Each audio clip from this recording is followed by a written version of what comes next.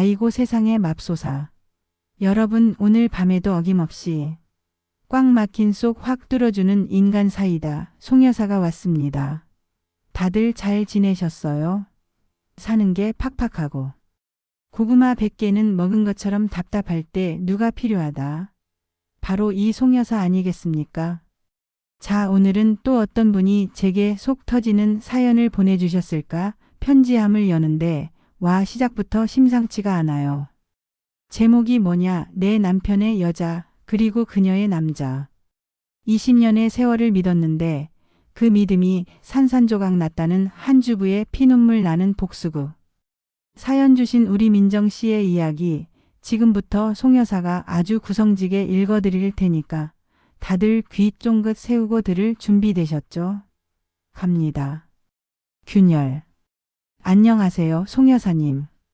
20년 공든 탑이 무너지는 건 한순간이더군요. 오늘은 제 손으로 직접 그 탑의 마지막 돌멩이까지 빼내버린 이야기를 해볼까 합니다. 제 나이 42, 남편과는 20살 대학 동아리에서 만나 10년 연애 끝에 결혼했습니다. 눈에 넣어도 아프지 않을 아이 둘 낳고 남들처럼 티격태격은 해도 우리 사이에 큰 문제는 없다고 지난 20년의 세월을 단 한 번도 의심한 적이 없었습니다. 그 단단했던 믿음의 균열이 가기 시작한 건 남편의 입에서 낯선 여자의 이름이 오르내리면서부터였습니다. 우리 회사 김대리 일 참 잘해. 처음엔 그냥 넘겼습니다. 하지만 김대리는 커피는 뭘 마시더라? 오늘 김대리가 한 이야기인데 그 여자의 등장은 점점 잦아졌고 거짓말처럼 남편의 야근도 함께 늘어났습니다. 그때부터였습니다. 주말에도 이어지는 팀장님 호출, 샤워할 때도 손에서 놓지 않는 핸드폰, 그리고 결정적으로 제 생일날 급한 미팅이라며 외박을 했을 때 저는 모든 걸 직감했습니다. 배신, 제가 되어버린 20년. 아이들을 재우고 캄캄한 지하 주차장으로 내려가 떨리는 손으로 블랙박스 영상을 확인했습니다. 오빠 나 사랑해? 제 귀를 의심했습니다. 낯선 여자의 목소리에 다정하게 대답하는 남편의 목소리, 심장이 쿵 하고 떨어지는 것 같았습니다. 그날 밤 저는 남편의 컴퓨터에 연동된 카톡을 열어보고 말았습니다. 자기야, 오늘 와이프 생일이라 빨리 들어가 봐야 해. 미안. 나는 매일이 오빠 생일인데. 제 생일 케이크를 사기 위해 들렀다던 백화점에서는 제 것이 아닌 여자 향수와 속옷을 산 카드 내역이 찍혀 있었습니다. 20년의 세월이 송두리째 부정당하는 기분이었습니다. 그래도 마지막 미련을 붙잡고 저는 그 인간에게 모아둔 증거들을 보여주었습니다. 제발 그 여자와 정리하면 아이들을 봐서라도 용서하겠다고 애원했습니다. 하지만 돌아온 대답은 제 마지막 자존심마저 짓밟는 말이었습니다. 그래서 이혼이라도 하게. 당신이 애들 데리고 뭘 할 수 있는데. 넌 이혼도 못할 여자야. 그냥 주는 돈 받고 애들이나 키우면서 나 없다고 생각하고 살아. 그 순간 20년의 세월이 제가 되어 날아갔습니다. 조용한 이혼 따위는 없었습니다. 제 목표는 오직 하나, 완벽한 복수가 되었습니다. 적과의 동침. 남편의 그 말이 제 심장의 비수처럼 박히던 날 저는 밤새 상간녀의 모든 것을 파헤쳤습니다. 그리고 알아냈죠. 그녀에게도 3년 사귄 멀쩡한 남자친구 K가 있다는 사실을요. 저는 망설임 없이 K에게 연락했습니다. 김선영 씨 일로 드릴 말씀이 있습니다. 약속 장소인 허름한 카페에서 만난 K는 사진에서 본 것보다 훨씬 선한 인상이었습니다. 어색한 침묵 속에서 저는 떨리는 손으로 제 휴대폰을 그의 앞에 밀었습니다. 그가 제 휴대폰 화면 속에서 다정하게 웃고 있는 제 남편과 그의 여자친구를 보았을 때 그의 표정은 의아함에서 점차 굳어갔습니다. 급한 출장이라던 날짜에 찍힌 호텔 결제 내역, 친구들과의 여행이라던 주말에 제 남편과 나눈 사랑의 속삭임들. 거짓말.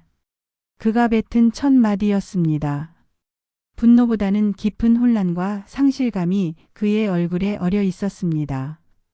그 순간 저는 알았습니다. 이 사람도 나와 똑같은 지옥을 맛보고 있다는 것을. 그의 눈시울이 붉어졌습니다. 그 사람 저한테 결혼하자고 했습니다. 다음 달에 부모님께 정식으로 인사드리기로 했는데 그 말을 듣는데 남편이 제게 넌 이혼도 못할 여자라며 비웃던 목소리가 겹쳐 들렸습니다. 우리 둘 다 가장 믿었던 사람에게 가장 잔인한 방식으로 배신당한 것이었습니다. 제 남편은 제게 말하더군요. 그냥 주는 돈 받고 애들이나 키우면서 자기 없는 사람 취급하고 살라고요. 제 존재 자체를 지워버린 거죠. 제 말에 K가 고개를 들었습니다. 그의 눈엔 어느새 분노가 이글거리고 있었습니다.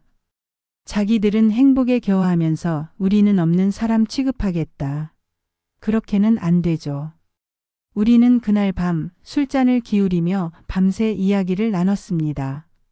그의 다정했던 거짓말들과 제 남편의 살가웠던 위선들. 말을 하면 할수록 우리의 고통은 놀랍도록 닮아 있었습니다. 우리는 더 이상 남이 아니었습니다. 같은 적을 둔 상처 입은 동지였습니다. 그날 우리의 복수는 그렇게 시작되었습니다. 공모선을 넘은 동지. 그날도 우리는 K의 차 안에서 증거들을 맞추고 있었습니다. 차 창문에 부딪히는 겨울비는 살을 애는 추위를 몰고 왔죠. 이러다간 계획 세우기도 전에 얼어 죽겠네요. 어디 들어가서 할까요? K의 말에 우리는 홀린 듯 근처 모텔로 차를 돌렸습니다.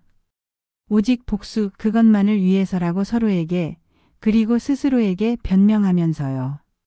따뜻하지만 어딘가 비현실적인 공간. 우리는 편의점에서 사온 소주와 맥주를 섞어 마시며 탁자 위에 배신의 증거들을 늘어놓았습니다. 술기운이 오르자 K의 눈시울이 붉어졌습니다. 그렁그렁 맺힌 눈물을 애써 참는 그의 턱선을 보는데 저도 모르게 손을 뻗어 그의 뺨을 감쌌습니다. 제 손길에 놀란 그의 눈과 제 눈이 허공에서 부딪혔습니다. 울어도 돼요, K씨. 여기선 아무도 뭐라고 안 해요. 그 순간 그의 눈에서 참았던 눈물이 제 손등 위로 툭 하고 떨어졌습니다. 그는 제 손을 붙잡아 자신의 뺨에서 떼어내지 않았습니다. 오히려 더 깊이 제 손바닥에 얼굴을 묻었습니다. 탁자 위 증거 사진 속에서 웃고 있는 두 사람의 모습이 흐릿하게 보였습니다. 얼마나 지났을까 그가 고개를 들었습니다. 술기운과 눈물로 붉어진 그의 눈은 더 이상 동지가 아닌 한 남자의 눈이었습니다. 그는 제 뺨을 감싼 손을 그대로 이끌어 자신의 입술로 가져갔습니다. 제 손등에 닿는 그의 뜨겁고 부드러운 입술의 감촉. 온몸에 전기가 흐르는 것 같았습니다. 이건 동지애가 아니었습니다. 배신감이라는 같은 지옥에서 만난 두 영혼의 처절한 이끌림이었습니다. 민정 씨. 그가 제 이름을 나지막이 불렀을 때 모든 이성의 끈이 끊어졌습니다. 그의 입술이 제 입술을 찾아 겹쳐졌습니다. 처음엔 서툴렀지만 이내 서로의 슬픔과 분노, 외로움을 탐하듯 격렬해졌습니다. 남편에게 버려졌던 제 몸이 K의 품 안에서 다시 살아나는 기분이었습니다.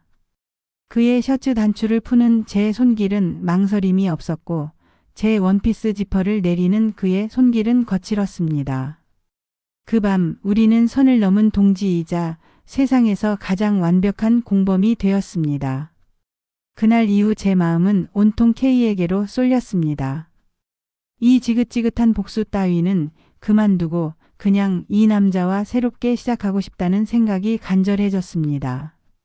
하지만 남편은 제가 이혼 서류를 내밀자 코웃음을 치며 수표 몇 장을 던졌습니다. 이거 받고 떨어져. 내가 살림 말고 한 게 뭐가 있다고 재산을 나눠? 그 순간 K를 향했던 제 마음 위로 시커먼 분노가 다시 타올랐습니다. 나를 아내도 엄마도 아닌 돈 몇 푼에 쫓아낼 수 있는 존재로 취급하는 그 오만함. 흔들렸던 마음을 다잡았습니다. 이건 내 인생을 되찾는 싸움이었습니다. 흔들리는 칼날. 결전의 날을 며칠 앞둔 밤 K가 말했습니다. 민정 씨, 우리 그냥 다 그만둘까요? 이렇게까지 한다고 해서 상처가 사라지는 것도 아니잖아요. 우리가 저들이랑 다를 게 뭡니까? 그의 목소리는 지쳐 있었습니다. 복수라는 감정 노동에 스스로가 괴물이 되어가는 것 같은 죄책감에 그는 완전히 소진된 듯 보였습니다. 제 말에 그는 한참 동안 말이 없었습니다. 저는 그의 손을 꽉 잡았습니다. 내가 있잖아요. 우리 같이 끝내는 거예요. 그리고 같이 다시 시작하는 거예요. 그 말에 그의 눈동자가 흔들렸습니다. 그는 제 손을 마주 잡으며 작게 고개를 끄덕였습니다. 그날 이후 우리의 복수는 막연한 분노가 아닌 치밀한 작전이 되었습니다. 며칠 뒤 K가 핏기 없는 얼굴로 저를 찾아왔습니다. 상간녀가 친구들과 호캉스 간다며 들뜬 목소리로 통화하는 걸 들었는데 예약한 호텔 레스토랑의 날짜가 바로 제 남편의 생일이었어요. 제게는 미팅이라며 거짓말을 한 바로 그날이었죠. 자기 남자친구에겐 거짓말을 하고 다른 남자의 생일을 챙긴다. 이보다 더 완벽한 무대는 없겠네요. 제 말에 K의 눈에 다시 불꽃이 튀었습니다. 우리의 계획은 완벽해야 했습니다. 첫째, 장소 선정. K가 알아낸 호텔 레스토랑에 전화를 걸어 그들이 예약한 자리와 가장 잘 보이는 창가, 가장 비싼 코스 요리로 예약했습니다. 둘째, 완벽한 연기. 우리는 함께 백화점에 가서 결전의 날 입을 옷을 골랐습니다. 제 인생에서 가장 화려한 원피스, 그에게는 가장 멋진 수트를. 그 여자가 땅을 치고 후회할 만큼 세상에서 가장 행복한 연인처럼 보이기 위해서였습니다. 셋째, 심리적 압박.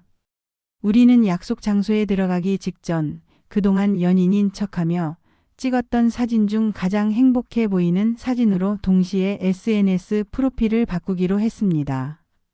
그들이 우리를 발견하고 혼란에 빠졌을 때 확인 사살을 하기 위함이었죠. D-데이 저녁 6시 우리는 약속 장소 근처 카페에서 마지막으로 서로를 점검했습니다. 심판의 시간은 정확히 1시간 뒤였습니다. 피날레.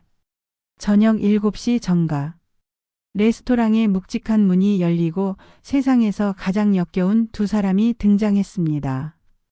남편은 보란듯이 상간녀의 허리를 감싸 안고 있었고 상간녀는 행복에 겨워 웃고 있었습니다. 시선이 마주친 것은 찰나였습니다. 남편은 저를 발견하고도 처음엔 무시하려 했습니다. 하지만 제 옆에 앉은 K, 그리고 다정하게 맞잡은 우리 두 손을 보는 순간 그의 얼굴에서 미소가 사라졌습니다. 그의 동공이 지진이라도 난 듯 흔들리더니 얼굴이 시뻘겋게 달아오르기 시작했습니다. 상간녀 역시 K를 발견하고는 얼굴이 새하얗게 질려갔습니다. 너 이 미친 여자가 지금 여기서 뭐 하는 거야? 남편이 이성을 잃고 개성을 지르며 달려왔습니다. 주변의 모든 시선이 우리에게 꽂혔습니다.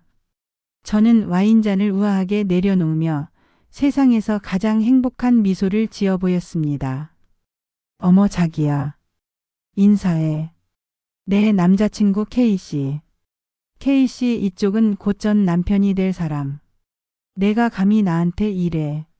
남편이 제 팔을 잡아채려는 순간 K가 번개처럼 일어나 그의 손을 쳐냈습니다. 그 손대지 마시죠. 차갑고 낮은 K의 목소리에 남편이 움찔했습니다. K는 남편을 지나 상간녀를 쏘아보며 말했습니다. 그리고 당신 옆에 있는 그 여자한테도 똑같이 물어보셔야 할 겁니다. K씨가 상간녀에게 물었습니다. 자기 나한테 할 말 없어? 그 순간이었습니다. 상간녀는 아 하는 비명과 함께 뒷걸음질 치다 의자에 걸려 넘어졌습니다. 그러고는 창피함도 잊은 채 핸드백도 버려두고 레스토랑 입구를 향해 도망치기 시작했습니다. 남편은 도망가는 상간녀와 그런 자신을 경멸하듯 쳐다보는 K와 저, 그리고 수군거리는 레스토랑의 사람들을 번갈아 보며 완전히 패닉에 빠져 있었습니다. 저는 그 지옥도를 배경으로 K와 함께 자리에서 일어났습니다. 그리고 제 인생 최악의 오점이었던 그 남자의 귓가에 속삭여 주었습니다. 고맙게도 내가 던져준 그 돈, K씨랑 옷 사는데 아주 잘 썼어. 넌 이제 끝이야. 폐허의 핀꽃. 송 여사님. 그날 이후 제 삶은 폭풍우가 지나간 자리가 되었습니다. 모든 것이 무너졌지만 이상하게도 모든 것이 선명해졌습니다. 남편은 예상대로 길길이 날뛰었습니다. 하지만 그가 발버둥 칠수록 K와 제가 차곡차곡 모아온 증거들은 더욱 빛을 발했습니다. 법정에서 증인으로 나선 K가 담담하게 모든 진실을 털어놓던 날 남편의 얼굴은 잿빛이 되었습니다. 상간녀는 회사에 사직서를 내고 잠적해 버렸다고 들었습니다. 물론 통쾌함만 있는 것은 아닙니다. 아이들에게 아빠의 부재를 그리고 엄마의 선택을 설명해야 하는 밤들은 길고 고통스러웠습니다. 하지만 낡고 썩은 기둥을 무너뜨리지 않으면 결국 집 전체가 무너져 내릴 거라는 걸 알기에 후회하지 않으려 합니다. 그럼 K와 저는 어떻게 되었냐고요? 그 질문이 가장 어렵습니다. 우리는 복수라는 한 배를 탄 동지였고 격정적인 밤을 보낸 공범이었으며 법정에서는 서로를 위한 유일한 증인이었습니다.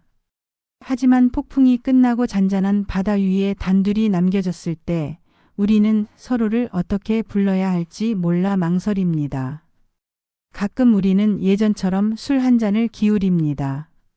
더 이상 복수를 계획하지 않는 우리의 대화는 어색하기도 평온하기도 합니다. 그의 눈을 보면 여전히 가슴이 뛰지만 동시에 두렵습니다. 우리의 시작이 누군가에 대한 증오였다는 사실이 우리의 미래에 그림자를 들이우는 것만 같습니다.